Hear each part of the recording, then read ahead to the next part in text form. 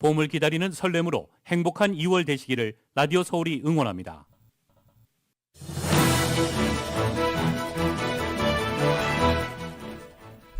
캘리포니아주가 최고의 부유층을 대상으로 한 부자세를 추진하고 있습니다. 부자세가 신설되면 매 220억 달러의 세수를 걷어들일 것으로 추산됩니다. LA시가 177마일 구간에서 속도 제한 변경을 추진합니다. 총 77개 지역의 제한 속도가 지금보다 5마일 줄어듭니다. LA 카운티의 실내 마스크 착용 의무화 정책이 3월 말쯤 해제될 것으로 보입니다. LA 통합교육부는 다음 주 화요일부터 운동장에서 마스크 착용 의무화를 해제한다고 발표했습니다. 하와이를 제외한 미 본토에서 조만간 주정부 차원의 마스크 착용 의무화가 사라질 전망입니다. 그러나 일부 주는 학교 마스크 의무화는 남겨두기로 했습니다. 조 바이든 대통령은 러시아의 우크라이나 침공 가능성을 우려하며 푸틴 대통령이 침공을 결심했다는 증거를 가지고 있다고 말했습니다. 이런 가운데 미러 외교장관은 23일 회담을 할 예정입니다. 추억 슈머 민주당 상원 원내대표가 반아시안 폭력에 맞서야 한다고 강조했습니다. 아시안 증오범죄 방지법이 아시안에 대한 편견 해소에 도움을 줄 것으로 자신했습니다. 더불어민주당 이재명 후보가 공식 선거운동 첫 주말을 맞아 전북을 찾습니다. 국민의힘 윤석열 후보는 울산에서 시작해서 경남 지역 유세를 이어갑니다. 정의당의 심상정 후보는 수도권 유세에 나섭니다. 국민의당 안철수 후보는 의료봉사로 유세버스 사고로 중단했던 선거운동을 재개합니다. 여야 후보들이 이제 사활을 건 총력전에 나서고 있습니다. 특히 민주당 이재명 후보 그리고 국민의힘 윤석열 후보가 유세 현장 곳곳에서 격하게 충돌하고 있습니다. 베이징 올림픽의 운영과 시설에 찬사를 보내는 인터넷 여론몰이를 위해 수천 개에 달하는 가짜 트위터 계정이 동원된 것으로 확인됐습니다. 오늘 뉴욕 증시는 러시아의 우크라이나 침공 가능성에 대한 우려가 지속되면서 하락했습니다. LA로는 오늘 밤과 내일 맑고 화창한 날씨 이어지겠습니다. 오늘 밤 최저기온 48도가량, 내일 낮 최고 76도로 예상됩니다. 주요 뉴스는 공항에서부터 목적지까지 모바일 체크인과 첨단 공기순환 시스템을 통해 안전한 기내 환경과 여행을 제공하는 아시아나 항공 제공입니다. 여러분 안녕하십니까? 김미회입니다. 안녕하십니까? 임승찬입니다. 2월 18일 금요일 라디오 서울 이브닝 뉴스 1부 시작하겠습니다.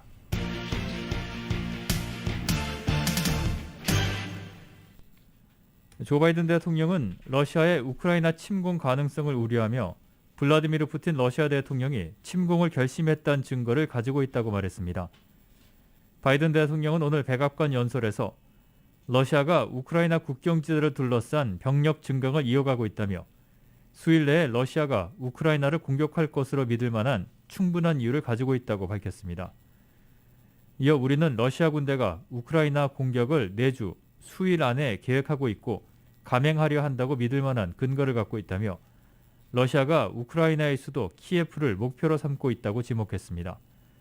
바이든 대통령은 특히 푸틴 대통령이 우크라이나 침공을 결심했다고 믿을 만한 근거가 있다며 관련한 정보를 갖고 있다고 덧붙였습니다. 그는 현 시점에서 나는 그가 결정을 했다고 확신한다며 미국의 정보 능력을 판단 근거로 제시했습니다. 미국과 독일 등 유럽 주요국 고위 인사들이 독일 뮌헨에 모여 러시아에 또 한 번 강력한 경고 메시지를 보냈습니다. 카멀라 해리스 미 부통령은 러시아의 가혹한 결과가 따를 수 있다고 거듭 밝히면서 북대서양 조약기구인 나토의 단합을 강조했습니다. YTN이 보도합니다. 우크라이나 사태를 논의하기 위해 각국 정보와 국제기구 고위급 인사들이 한자리에 모였습니다. 국제안보 정책을 다루는 이번 회의에서는 우크라이나 사태가 주요 의제였지만 러시아는 참석을 거부했습니다. 이들은 우크라이나 돈바스 지역의 교전을 언급하며 러시아를 강력히 비판했습니다. 토니 블링컨 미 국무장관은 이번 포격이 우크라이나 침공을 정당화하기 위한 거짓 도발이라며 심각한 우려를 나타냈습니다. We are deeply concerned that that is not the path that Russia has embarked on, and that everything that we're seeing, including what you've described in the last 24, 48 hours, is part of a scenario. 안나레나 베어복 독일 외무장관은 러시아가 우크라이나 접경 지역에 대규모 병력을 배치해 위협하고 있다며 즉각 철수할 것을 촉구했습니다. 이에 대해 러시아는 접경지대에서 훈련이 끝난 일부 부대가 복귀 중이라며 대화할 뜻을 내비치고 있지만 미국 등 서방 국가들은 오히려 러시아가 병력을 늘렸다고 반박하며 우크라이나 침공 가능성을 여전히 높게 보고 있습니다. 카멀라 해리스 미국 부통령은 러시아가 공격적인 행동을 하면 가혹한 대가를 치를 것이라며 또 한 번 강력한 경고를 보냈습니다. We remain, of course, open to and desirous of diplomacy as it relates to the dialogue and the discussions we have had with Russia. But we are also committed, if Russia takes aggressive action, to ensuring there will be. 그러면서 북미와 유럽은 과거보다 지금 더 많은 것을 하고 있다며 북대서양 조약기구 나토의 단합을 강조했습니다. 안토니오 구테우스 유엔 사무총장은 현재의 국제 안보에 대한 위협은 냉전 시대 때보다 높다며 하루속히 긴장 완화에 나설 것을 촉구했습니다. YTN 김선입니다. 토니 블링컨 국무장관과 세르게이 라브로프 러시아 외교장관이 23일 회담을 한다고 백악관이 밝혔습니다. 젠사키 대변인은 오늘 언론 브리핑에서 외교의 문은 열려 있다며 블링컨 장관이 라브로프 장관과 만날 예정이라는 점에서 대화 채널은 계속 가동될 것이라고 말했습니다. 러시아의 우크라이나 침공 우려를 둘러싸고 미국과 러시아의 갈등이 첨예한 가운데 이번 회담이 우크라이나 사태에 어떤 영향을 미칠지 주목됩니다. 미국이 오늘 러시아가 우크라이나를 침공해 서방의 제재를 받으면 국제사회에서 왕따가 될 것이라고 강력한 경고 목소리를 냈습니다. 달리프 싱 백악관 국가안보부 보좌관은 오늘 언론 브리핑에서 러시아는 국제사회의 왕따가 될 것이다. 국제금융시장에서 고립되고 가장 정교한 기술 자원을 박탈당할 것이라고 말했습니다. 싱 부보좌관은 러시아가 제재를 받으면 극심한 자본 유출과 통화 압력 증가, 치솟는 물가, 차입 비용 증대, 경기 위축과 생산 능력 약화 등 타격을 받을 것이라고 밝혔습니다. 그는 미국과 동맹이 최종 제재안에 대해 의견을 수렴하고 있다고도 말했습니다. 앤 뉴버거 NSC 부보좌관은 브리핑에서 최근 우크라이나 은행 등이 광범위한 사이버 공격을 받은 것과 관련해 러시아의 소행으로 본다고 밝혔습니다. 바이든 대통령과 도널드 트럼프 전 대통령이 2년 뒤 대선에서 다시 맞붙을지가 벌써부터 관심입니다. 유력해 보였던 재대결이 최근엔 다소 불투명해지는 양상입니다. 이 소식은 YTN이 보도합니다. 감정 섞인 혈투 끝에 불복 양상까지 보였던 2020년 미국 대선. CNN의 최근 여론조사에서 2024년 대선 후보로 바이든을 원하는 민주당 지지자는 45%, 트럼프를 원하는 공화당 지지자는 50%였습니다. 인기가 워낙 떨어진 바이든이 더 급하긴 하지만 2020년 9월에는 78%의 재출마 지지를 받았던 트럼프의 하락세도 뚜렷합니다. 위사당 폭력 사태와 대선 결과 조작 수사가 진행되면서 콘크리트 지지층에 금이 간 것입니다. 그러나 구체적으로 다른 후보를 염두에 두고 있다는 답변 역시 민주당과 공화당에서 각각 12%와 19%에 불과했습니다. 2년 후 81세 바이든과 78세 트럼프가 다시 맞붙을 가능성이 적지 않다는 얘기입니다. Rigged and stolen election without getting to the bottom of which we will never have a fair and free democracy. Why aren't they looking at that? He's not just a former president. He's a defeated former president. Defeated by a margin of over 7 million of your votes. 리턴 매치가 성사된다면 어떻게 될까? 두 달 전 월스트리트 저널의 조사에선 바이든 46%, 트럼프 45%였습니다. 우령과 낮은 지지율로 바이든이 낙마한다면 클린턴 전 국무장관, 해리스 부통령, 부티지지 교통장관, 미셸 오바마가 후보로 거론되고 위험 요인이 많은 트럼프의 대체 카드로는 펜스 전 부통령, 루비오 상원의원, 트럼프의 앙숙이자 공화당 구주류가 미는 체니 전 부통령의 딸 리즈 체니가 뛰고 있습니다. YTN 호준석입니다. 트럼프 전 대통령이 사저로 빼돌린 문서에는 기밀 문서도 일부 포함된 것으로 확인됐습니다. 오늘 뉴욕타임스 등에 따르면 국가기록원은 하원 감독위원회의에 보낸 서한에서 트럼프 전 대통령이 플로리다 마랄라고 리조트로 반출한 15개의 자료 상자에는 국가기밀정보로 표시된 문서가 포함됐다고 밝혔습니다. 기록원은 자료 상자에서 기밀 정보를 확인했기 때문에 법무부와 대응 방안을 논의 중에 있다고 덧붙였습니다. 하원 감독위는 현재 트럼프 전 대통령 시절 기록물 관리 현황을 조사 중입니다. 트럼프 전 대통령의 재임 시절 기록물은 그의 퇴임 이후 끊임없는 논란의 대상이 되어왔습니다. 미네소타주에서 흑인 청년을 향해 테이저건 대신 권총을 쏴서 숨지게 한 백인 경찰에게 징역 2년형이 선고됐습니다. 미네소타주 헤너핀 카운티 법원이 1급과 2급 과실치사 혐의로 유죄 판결을 받은 전직 경찰관 킴벌리 포트에게 이같이 선고를 했습니다. 미네소타주에서는 1급 과실치사에 대한 양형 기준은 최대 15년이지만 일반적으로는 7년 이상이 선고됩니다. 법원은 포터에게 이 같은 기준에 크게 못 미치는 2년형을 선고한 것은 참작할 사유가 있기 때문이라고 밝혔습니다. 레지나 추 판사는 피고인 포터가 피해자에게 총을 쏠 의도가 없었기 때문에 다른 과실치사 사건에 비해 범죄의 내용이 심각하지 않다고 설명했습니다. 하지만 피해자 가족들은 포터가 2년형을 받은 데 대해서 크게 반발했습니다. 피해자 모친은 법원의 선고 이후 법원이 아들을 다시 죽였다고 항의했습니다. 척 슈머 민주당 상원 원내대표는 오늘 우리가 지금 맞서 싸워야 하는 것 중 하나는 바로 반아시아계 폭력이라고 말했습니다. 슈머 원내대표는 오늘 뉴욕시 최대 교원 노조인 교사연맹 본부에서 열린 한인단체의 마스크 기부 행사에 참석, 지난 14일 노숙자의 손에 참혹하게 살해당한 30대 한인 여성의 이름을 언급하며 이같이 밝혔습니다. 아울러 지난달 맨해튼 지하철역에서 중국계 여성이 정신질환을 앓는 노숙자에게 떠밀려 사망한 사건도 열거하면서 난 상원에서 아시아계 증오범죄 방지법을 공동 발의하고 주도적으로 지지했다고 강조했습니다. 슈머 원내대표는 트럼프 전 행정부 4년간 소수계층에 대한 편견이 심해졌다며 불행히도 직전 대통령이 이러한 일을 허용한 것은 물론 독려하기까지 했다고 비판했습니다. 유대계인 슈머 원내대표는 지난해 1월 6일 의회 폭동 사태에서 하마터면 시위대 타깃이 될 뻔했던 경험담을 공개하면서 아시아계 증오범죄 방지법이 아시아계 미국인에 대한 편견 해소에 도움을 줄 것으로 자신했습니다. 하와이를 제외한 미 본토에서 조만간 주정부 차원의 마스크 착용 의무화가 모두 사라질 전망입니다.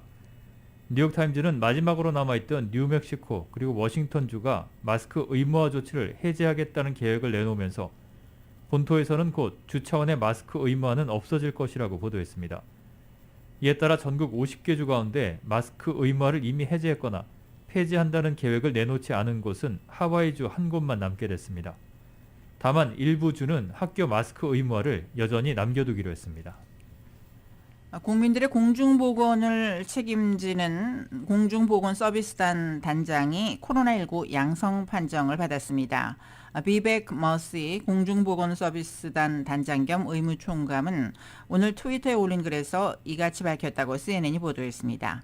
머시 단장은 앞서 4살인 막내딸이 최근 코로나19 확진 판정을 받았다고 밝힌 바 있습니다. 머시 단장은 오늘 자신과 아내, 5살 난 아들 등 나머지 가족 등도 모두 코로나19 양성 판정을 받았으며 경미한 증상을 겪었다고 밝혔습니다. 가장 먼저 코로나19에 걸린 딸도 잘 지내고 있으며 열도 점점 나아지고 있다고 말했습니다. 머시 단장은 아주 안전하게 지내다가 코로나19에 감염되면 좌절되고 실망스러울 수 있다. 나도 그걸 느꼈다. 이는 또 부끄러워할 이유가 될 수도 있다. 많은 사람은 당신이 부주의해서 병에 걸렸다고 여길 것이라고 밝혔습니다. 이어 방역 조치는 위험을 줄이지만 위험을 제거할 수는 없다. 아무것도 그렇게 할 수는 없다며 따라서 할 수 있는 모든 걸 다 했지만 어쨌든 코로나19에 걸린다면 자책하지 마라고 조언했습니다. 식품의약국 FDA가 최근 5세 미만 어린이용 코로나19 백신에 대한 심사를 연기한 이유는 오미크론 변이에 대한 취약성 때문으로 확인됐습니다. 월스트리트저널은 관계자를 인용해서 FDA가 화이자 백신의 초기 데이터를 검토한 결과 5세 미만 어린이의 경우 백신이 델타 변이한 효력이 있었지만 오미크론에 대해선 효과가 미흡한 것으로 나타났다고 보도했습니다.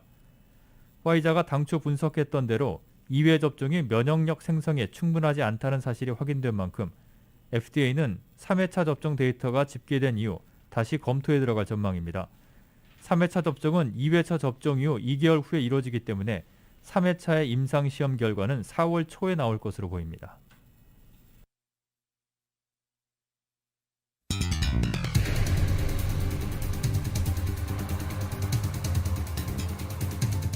라디오 서울 이브닝 뉴스 일부 이 시간 LA와 가든그로브 두 곳에서 모시는 금강안경 검안과 1250만 불 교통사고 최고보상 교통사고 전문 천재 변호사 리차드 호프만, 빛으로 태어나는 당신은 카우나 미인 100% 근적외선 마스크는 카우나뿐입니다. 정직한 빛 카우나 LED 마스크, 온오프 PRGR 야마하 14 MU 스포츠, 전미국 독점 총판 올림픽 골프 공동 제공으로 마련합니다.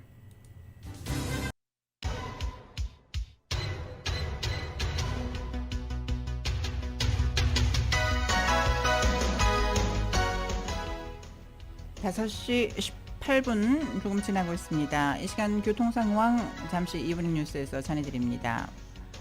5번 프로이 노스 방면인데요. 소토 스트리트 구간부터 그랜드 비스타 애비뉴까지 거의 서 있다시피 한 형편 보이고 있습니다.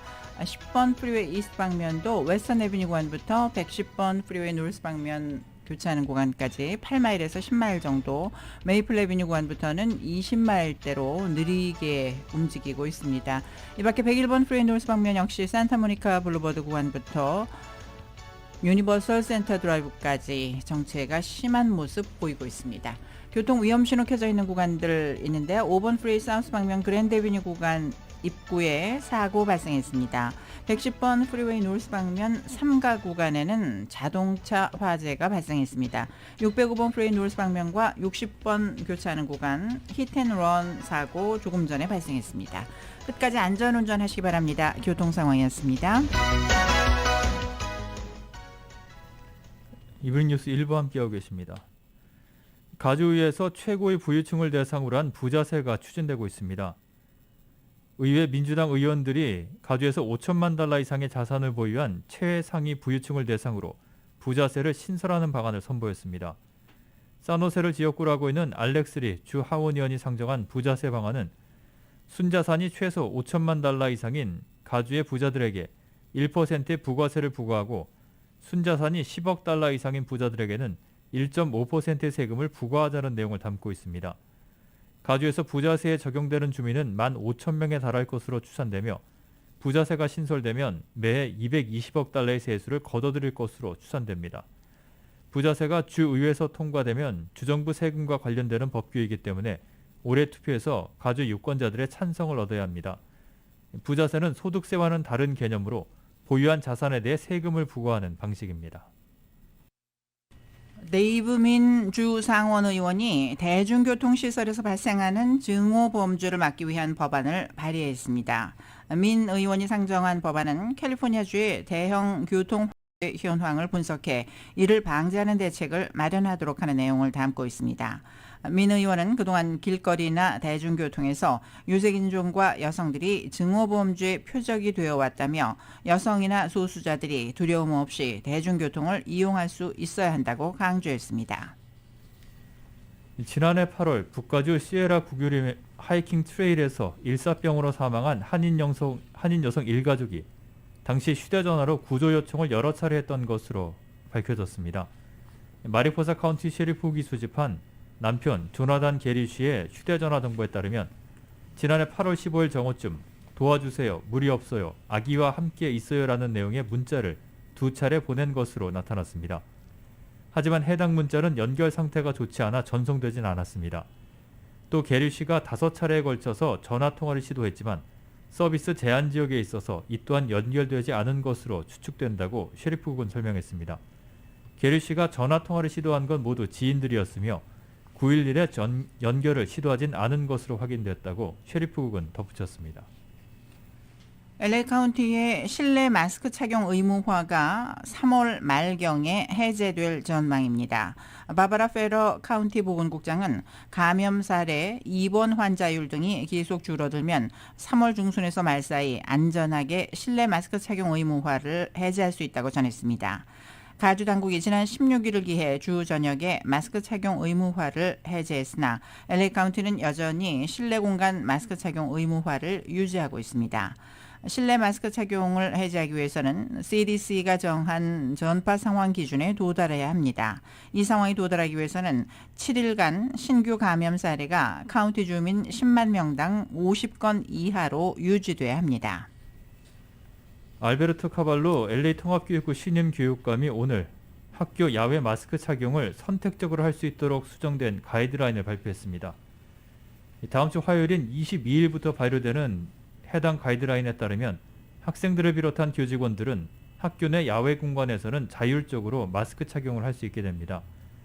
또 월요일인 프레지던트 데이에 캠퍼스에서 야외 활동을 할 경우에는 마스크를 착용하지 않아도 됩니다. 카발로 교육감은 이번 주 마스크 착용 의무화는 22일을 기해서 해지될 것이라고 밝힌 바 있습니다.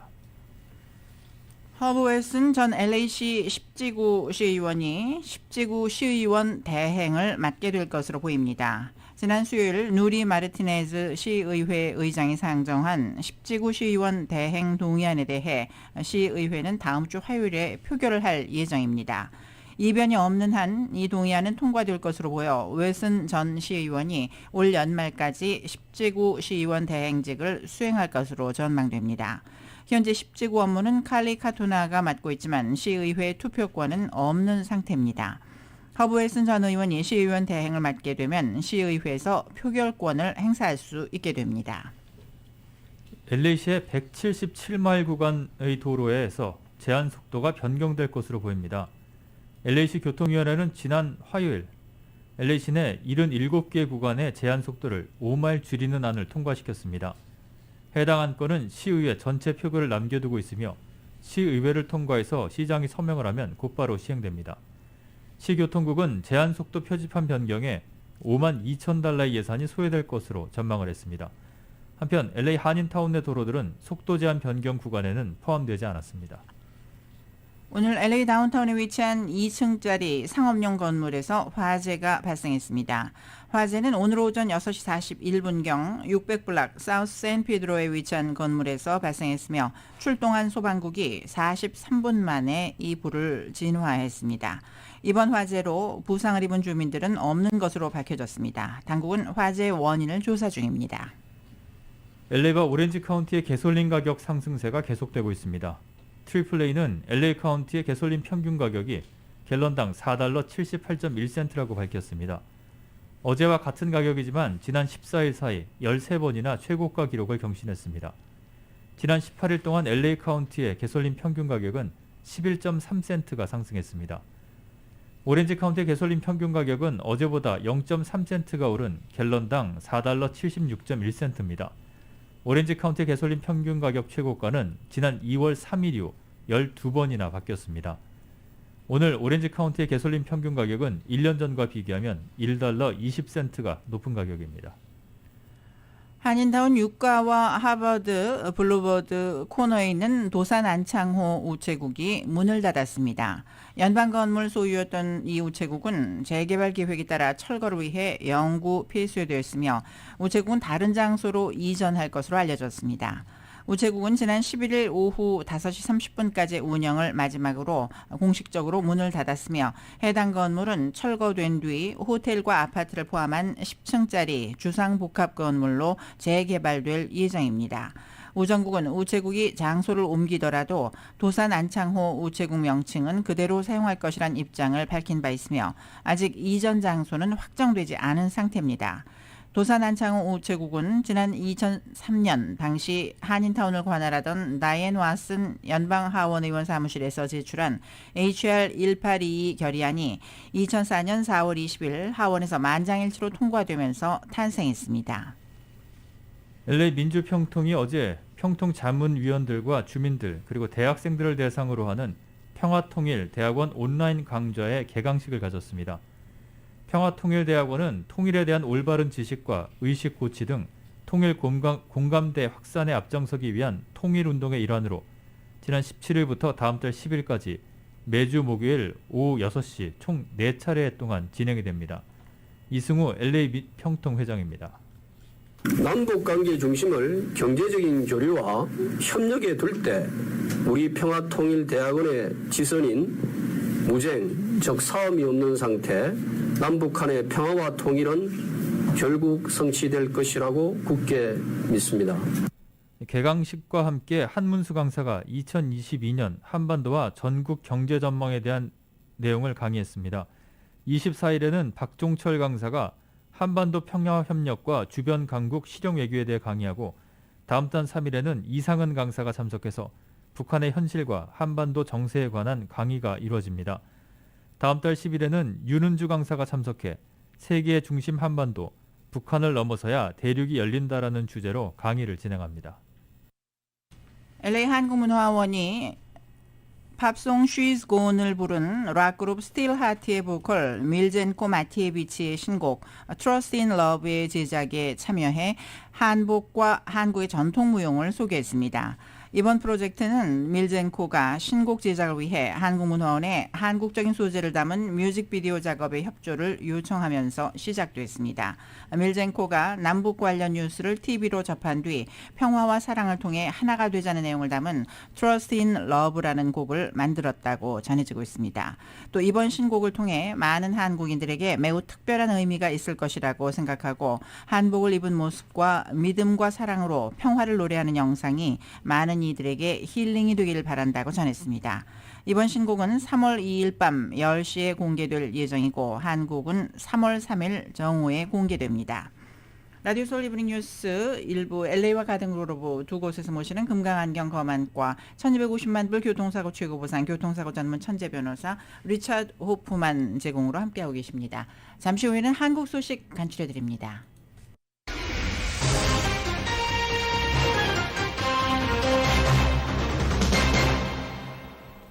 이브닝 뉴스 일부 함께하고 계십니다.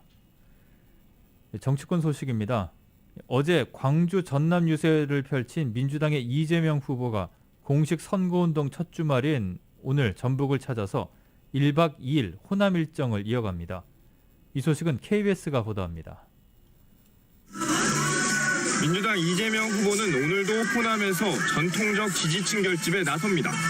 전북 익산과 전주를 차례로 들려 균형 발전을 약속하며 지지를 호소할 예정이고 오후에는 정치적 고향인 경기도를 찾는데 화성 유세에서 경기지사 시절 실적 등을 강조할 거로 보입니다. 어제 광주 전남 유세의 키워드는 김대중 전 대통령이었습니다. DJ 정부의 IMF 위기 극복 성과에 빗대 자신은 코로나 위기 극복 사령관이 되겠다 강조했습니다. 국정에 대해서 아는 것도 없이 모르는 게 마치 당연한 것처럼 자랑하듯이 하는 이런 리더로는 이 힘든 길을, 이 엄혹한 환경을 견뎌낼 수 없습니다. 김 전 대통령의 통합 정신을 얘기하면서는 당선되면 전 정권 수사를 하겠다 했던 윤석열 후보를 겨냥했습니다. 정치보복을 공언하고 검찰에게 무한 권력을 주겠다는 민주공화국이 아니라 검찰 왕국을 만들어서 나라를 지배하겠다는 생각을 하는 경우가 도대체 한 번이라도 본 적이 있습니까, 여러분? 민주당 지지가 강한 지역이지만 이 후보에 대한 지지세가 당 기대치에 못 미치는 상황에서 지지층 결집을 끌어내려는 일정과 메시지입니다. 광주에선 5.18 민주광장을 찾았습니다. 수없이 많은 희생을 치르면서 만들어낸 우리의 민주공화국, 민주와 인권과 평화의 가치가 이제 위기에 처했습니다. 이 후보는 오는 5.18 기념식에 누가 참석해야 영영이 흡족하시겠냐며 지지를 호소했습니다. KBS 뉴스 개은우입니다. 국민의힘 윤석열 후보는 오늘 울산에서 시작해 경남 지역 유세를 이어갑니다. 어제는 대구와 경북 지역에 집중했고 특히 박정희 전 대통령 생가를 찾아 경제 사회 혁명을 이뤘다고 축혀 세웠습니다. KBS의 보도입니다.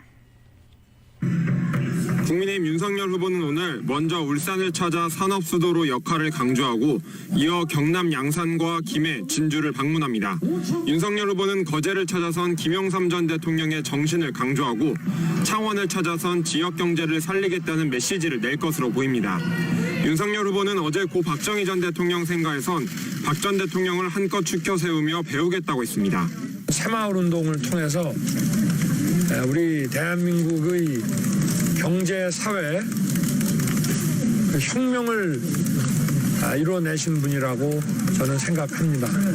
영남 지역 유세 출발점 상주에선 시작부터 이재명 후보를 겨냥했습니다. 대장동 부패 세력의 몸통을 대통령 후보로 선출하는 저런 돌연변이 정당에 대해서 우리 경북이께서 심판을 해 주십시오. 민주당 정부가 경제도 부동산도 코로나 방역도 주먹구구식이고 무능했다며 정권 심판론을 강조했습니다. 또 이명박 전 대통령의 4대강 사업을 이어가겠다는 뜻도 밝혔습니다. 이명박 대통령께서 하신 이 보호사업 있지 않습니까? 아주 폄훼하면서 부수고 이러고 있는데 이거 잘 지켜서 윤석열 후보는 이후 박근혜 전 대통령의 퇴원을 앞둔 시점을 의식한 듯 대구 달성을 방문해 보수 진영 결집을 시도했습니다. KBS 뉴스 방준환입니다. 노동계 표심 공략에 집중을 했던 정의당 심상정 후보는 오늘 유권자가 많은 수도권 유세에 나섭니다. 국민의당 안철수 후보는 의료봉사로 유세버스 사고로 중단을 했던 선거운동을 재개합니다. 역시 KBS가 보도합니다. 정의당 심상정 후보 오늘은 공식 선거운동 이후 처음으로 수도권을 찾습니다. 경기 의정부와 구리, 성남, 인천을 돌며 정부 방역을 비판하고 청년층 표심에도 호소할 계획입니다. 심 후보는 어제까지 사흘 동안은 정의당의 전통 지지층 노동계 표심 공략에 집중했습니다. 하청 노동자들이 겪고 있는 이런 부당한 차별과 위험 노동에 대해서 책임 있게 앞으로 해결해 가겠다는 약속을 드립니다. 불평등 같은 중차대한 과제를 앞에 두고도 여당과 제1야당이 기득권 정치에 매몰돼 있다고 비판하기도 했습니다. 국민의당 안철수 후보는 서울 중구보건소 의료봉사로 중단했던 선거운동을 다시 시작합니다. 코로나19로 입원했다 퇴원한 배우자 김미경 교수도 함께합니다. 안 후보는 어제 유세버스 사고로 숨진 지역 선대위원장의 발인에서 못다 이룬 정권교체의 꿈을 이루자 단단하게 흔들림 없이 가겠다 했습니다. 어떤 풍파에도 굴하지 않고 최선을 다해서 선동지의 뜻을 받들겠습니다. 결코 굽히지 않겠습니다. 후보를 중도 사퇴할 거란 전망을 일축하려는 것이란 해석이 나왔습니다. 여론조사 방식 단일화에 대한 대답을 여전히 기다린다는 입장, 중도 사퇴, 공천권 요구 등의 소문은 불쾌하다, 달라진 건 없다 강조했습니다. 국민의힘 내에선 통큰 단일화를 거론하며 안 후보와 접촉 방법을 고심 중인데 다음 주 월요일 첫 법정 TV토론 전후가 분수령이 될 거란 전망이 나옵니다. KBS 뉴스 조태엽입니다. 20대 대선 공식선거운동 초반 탐색전을 마친 여야 후보들은 이제 사활을 건 총력전에 나서고 있습니다. 특히 이재명 후보와 윤석열 후보가 유세 현장 곳곳에서 격하게 충돌하고 있는데 일단은 전통적인 지지층을 결집해두겠다는 전략으로 보입니다. YTN 전합니다. 민주당 이재명 후보와 국민의힘 윤석열 후보, 대통령 선거일이 가까워질수록 상대를 향한 공세는 더욱 혹독해졌습니다. 조술의 국정이 휘둘리면 되겠습니까, 여러분? 5천만의 대한민국을 운영하면 나라 꼬라지가 어떻게 되겠습니까, 여러분? 경장 후보 지지율은 끌어내리고 자신의 지지율은 바짝 올려야 하는 절박함은 유세 현장에 고스란히 담겨 있습니다. 이재명 후보는 윤석열 후보를 촛불에 쫓겨난 과거 퇴행 세력으로 규정하고 위기 극복을 위한 강한 경제 대통령을 강조합니다. 다시 대한민국 경제를 재편해서 모두가 함께 잘 사는 나라로 만드는 그런 결정적인 계기로 삼겠습니다, 여러분. 반면 윤석열 후보는 선거운동 시작부터 정권 심판을 전면에 내세웠습니다. 파시스트, 공산주의와 같은 격한 말도 쏟아냈습니다. 이게 원래 파시스트들, 그하고 또 비슷한 공산주의자들, 이런 사람들이 하는 수법입니다, 이게. 두 양강 후보의 말이 갈수록 거칠어지는 건 일단 전통적 지지층부터 결집하겠다는 전략으로 해석됩니다. 동시에 중도층을 위한 구애도 계속됩니다. 이재명 후보는 호남과 달리 서울에서는 당점포 대신 양복을 입고 부동산 문제를 다시 사과했고 여러분 집값이 갑자기 올라가지고 세금이 확 오르니까 화나시죠? 솔직히 화나잖아요. 저도 화나던데. 연일 엇벚컷을 날리며 맹폭을 퍼붓는 윤석열 후보는 가급적 문재인 대통령 이름은 꺼내지 않고 있습니다. 방문해서 그런 보복 같은 거 생각해 본 적도 없고 하지도 않을 것이니까 그런 엉터리 프레임으로 우리 위대한 국민 현혹하지 마십시오. 정의당 심상정 후보와 국민의당 안철수 후보 빈틈을 노리고는 있지만 최근 지지율을 보면 상황이 녹록지는 않습니다. 노동이 당당한 노동 선진국으로 도약하는 그런 선거 만들어 주시기 바랍니다. 반드시 승리해서 이념과 진영의 시대가 아닌 과학과 실용의 시대를 열어 주말을 넘긴 후 앞으로 남은 한 주가 20대 대통령 선거의 결정적 국면이 될 것이란 분석이 지배적입니다. 대권을 향한 유세 경쟁은 한치의 양보도 없이 더욱 뜨거워질 것으로 보입니다. YTN 이만수입니다. 오는 6월 지방선거 출마가 예상이 됐었던 장관 등 국무위원과 청와대 참모들이 잇따라서 불출마 의사를 밝히고 있습니다. 이 소식 YTN이 보도합니다. 6월 지방선거 출마를 위한 공직 사퇴 시한은 대선 전 90일까지로 다음 달 3일입니다. 하지만 최근 출마가 예상됐던 인사들이 마지막까지 문재인 정부 사람으로 남겠다며 잇따라 불출마 의사를 밝히고 있습니다. 경기도지사 출마를 저울질하던 유은혜 사회부총리 겸 교육부 장관이 대표적입니다. 오미크론 확산 상황에 전면 등교를 앞둔 만큼 역할에 충실하겠다며 불출마를 공식화한 겁니다. 문재인 정부의 국무위원의 한 사람으로서 대통령과 함께 마지막까지 저의 소임을 다하도록 하겠습니다. 문재인 대통령은 어렵게 마음을 정한 유 부총리에게 전화를 걸어 계약 준비에 만전을 기해달라며 격려하기도 했습니다. 전해철 행정안전부 장관 역시 경기도지사 불출마 뜻을 밝혔고 가장 우선적으로 생각을 할 것은 문재인 정부의 성공적 마무리입니다. 저의 개인적인 정치적 일정은 후순위로 미뤄야 되지 않냐 생각을 합니다. 강원지사 후보군으로 거론된 홍남기 경제부총리 겸 기획재정부 장관도 지난해 일찌감치 출마설을 일축했습니다. 청와대 주요 참모들도 상황이 다르지 않습니다. 박수현 국민소통수석과 박경미 대변인은 각각 충남도지사와 서울시 교육감 출마 가능성이 제기됐지만 최근 불출마 뜻을 안팎에 전한 것으로 알려졌습니다. 청와대 관계자는 마지막까지 문 대통령과 함께하는 게 참모의 도리라며 더는 내부에서 지방선거에 나갈 자원은 없는 것 같다고 말했습니다. 이 같은 분위기는 다가오는 대선과도 무관치 않은데 초박빙 선거에서 각 부처 수장의 이탈이 여권에 부정적 영향을 줄 수 있다는 판단이 반영된 것으로 풀이됩니다.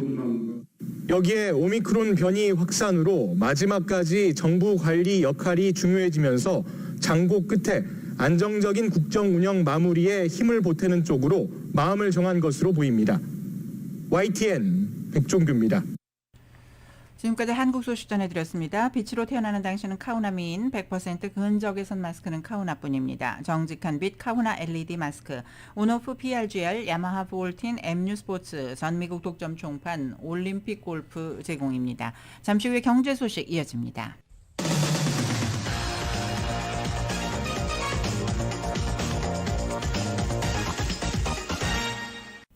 이브닝 뉴스 1부 함께하고 계십니다.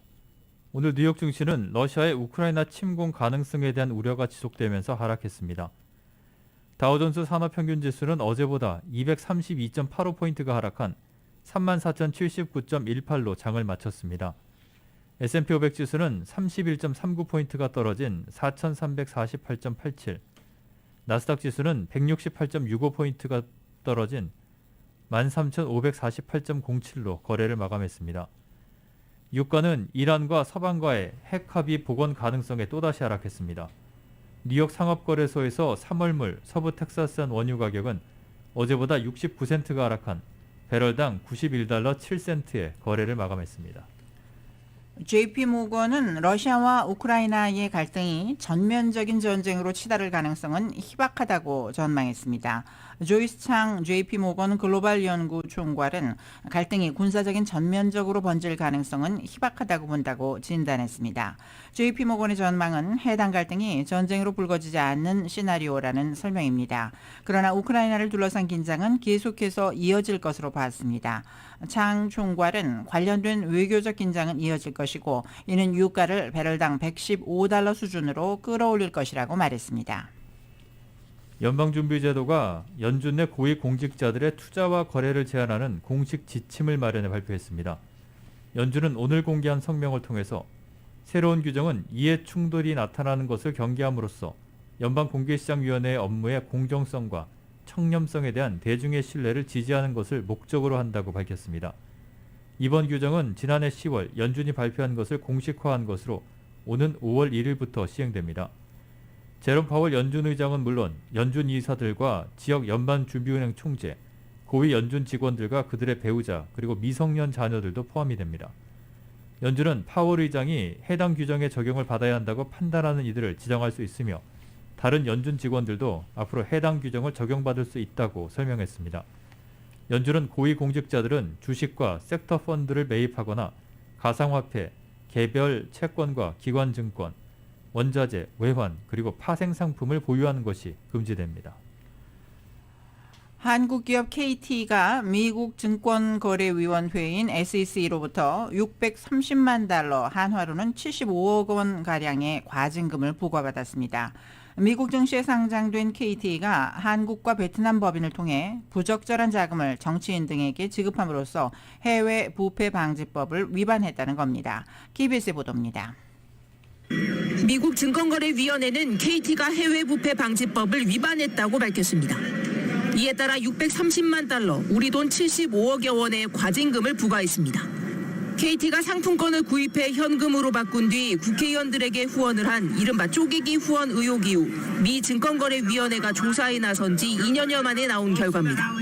미국 증권거래위원회는 KT가 2개의 국가에서 부정행위를 저질렀다고 밝혔습니다. 한국에서 국회의원 등에게 부적절한 자금 제공으로 회계 규정을 어겼고 반부패 정책도 부실했다고 적시했습니다. 베트남에서는 사업 수주 과정에서 대가성 자금을 지급했다고 밝혔습니다. 2014년과 2018년 사이 KT가 태양광 등과 관련된 2개의 사업을 수주하기 위해 베트남 정부와 관련된 제3자에게 돈을 줬다는 겁니다. KT는 그동안 조사에 성실히 임했으며 부과된 과징금을 내기로 합의했다고 밝혔습니다. 또 부패 방지, 준법 경영을 강화하기 위해 앞으로도 노력하겠다고 덧붙였습니다. KT 내 일부 노조는 관련자에 대한 회사 차원의 책임이 뒤따라야 한다고 주장했습니다. 이제 회사에 손해를 끼친 경우에는 강력한 제재를 가해하지 않으면 이런 일이 KT에서 계속 반복될 거라고 저희는 보고 있습니다. 이런 가운데 이른바 쪼개기 후원과 관련해 약식 기소돼 벌금형을 선고받은 구현모 대표는 선고에 불복해 정식 재판이 진행 중입니다. KBS 뉴스 김민아입니다. 1월 경기 선행지수가 월가 예상치를 하회했습니다. 컨퍼런스 보드는 1월 경기 선행지수가 전월보다 0.3% 하락한 119.6을 기록했다고 집계했습니다. 이는 월스트리트저널이 집계한 전문가 예상치였던 보합보다 낮은 수준입니다. 선행지수는 지난해 2월 이후 처음으로 감소세를 나타냈습니다. 컨퍼런스 보드는 2022년 1분기 국내 총생산 전망치가 지난해 4분기 대비 둔화할 것으로 봤습니다. 2022년 전체로는 경제가 팬데믹 이전에 추세적 성장을 넘어선 수준인 3.5%의 강한 성장세를 보일 것으로 전망했습니다. 전미 부동산 중개인 협회는 1월 기존주택 매매 건수가 전월보다 6.7% 증가한 650만 건으로 집계됐다고 밝혔습니다. 블룸버그 통신이 집계한 전문가 전망치 610만 건을 큰 폭으로 상회해 최근 1년 사이 가장 큰 폭의 전월 대비 증가율을 기록했습니다. 연방준비제도의 기준금리 인상을 앞두고 대출금리가 오르기 전에 집을 사려는 수요가 몰린 것으로 보입니다. 지난달 시장에 나온 주택 매물이 역대 최저인 86만 건에 불과했음에도 불구하고 매매 건수가 예상보다 크게 증가한 셈입니다. 수요 급증과 공급 감소는 주택가격 급등세로 이어졌습니다. 1월 거래된 기존 주택 중간 가격은 전년 동월보다 15.4% 오른 35만 300달러로 집계되었습니다. 계속해서 스포츠 소식 간추려드립니다. 베이징 동계올림픽 스피드 스케이팅 남자 1000m에 출전을 했던 차민규 선수는 1분 9초 69의 기록으로 결승선을 통과해서 30명 가운데 18위에 그쳤습니다. 함께 출전한 김민석은 24위를 기록했습니다. 올림픽 폐막 하루 전 한국 선수들은 마지막으로 스피드 스케이팅 남녀 매스 스타트에 나섭니다. 이승훈, 김보름이 올해도 각각 정재원, 박지우와 함께 출전해서 2개 대회 연속 메달 사냥에 도전을 합니다. 베이징 올림픽의 운영과 시설에 찬사를 보내는 인터넷 여론몰이를 위해서 수천 개에 달하는 가짜 트위터 계정이 동원된 것으로 확인됐습니다. 뉴욕타임즈는 탐사 전문 매체 프로퍼블리카와 함께 분석한 결과 베이징 올림픽에 대한 긍정적 보도를 퍼나르는 트위터 계정 3,000개 이상이 가짜 계정인 것으로 보인다고 전했습니다. 자체적으로 트윗을 올리지 않고 베이징 올림픽을 무조건 칭찬하는 중국 관영 매체 보도를 퍼나르는 기능만 하고 있다는 것입니다. 또 가짜 계정들은 팔로우도 없고 베이징 올림픽을 선전하는 해시태그 확산에 동원되기도 했습니다. 트위터는 뉴욕타임즈의 취재가 시작되자 문제가 된 가짜 계정의 상당수에 대해서 이용 정지 조치를 내렸습니다.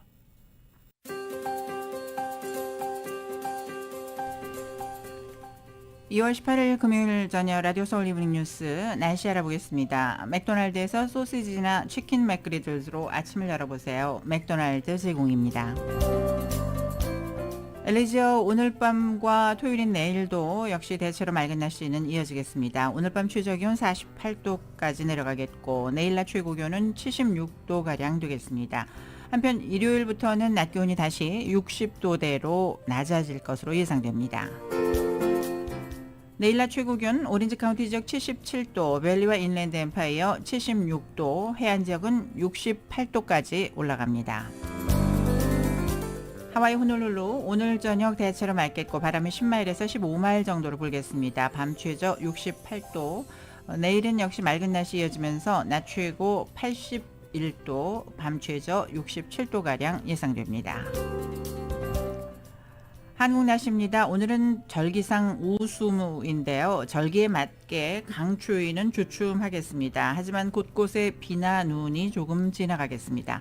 오늘 전국이 흐린 가운데 초미세먼지 농도가 상당히 나쁜 수준입니다. 낮 기온은 서울이 3도, 대전 5도, 부산 9도가량 되겠고 내일은 서울 아침 기온이 영하 8도까지 떨어지면서 다시 추워지겠습니다. 맥도날드에서 소시지나 치킨 맥그리들즈로 아침을 열어보세요. 맥도날드 제공 날씨 전해드렸습니다.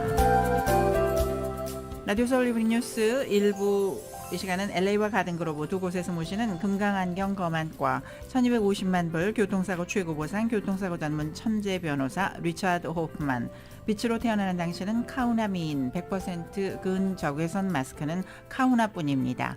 정직한 빛 카후나 LED 마스크, 온오프 PRGR, 야마하 14, MU 스포츠, 전미국 독점 총판 올림픽 골프에서 보내드렸습니다.